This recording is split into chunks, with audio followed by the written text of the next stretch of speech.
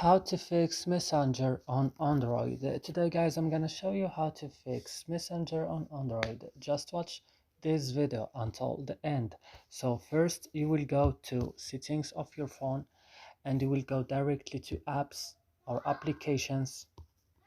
Then you will search for Messenger.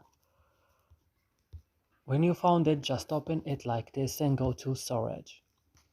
And here on storage, go to clear data, click OK, and go back and click on force stop and click OK.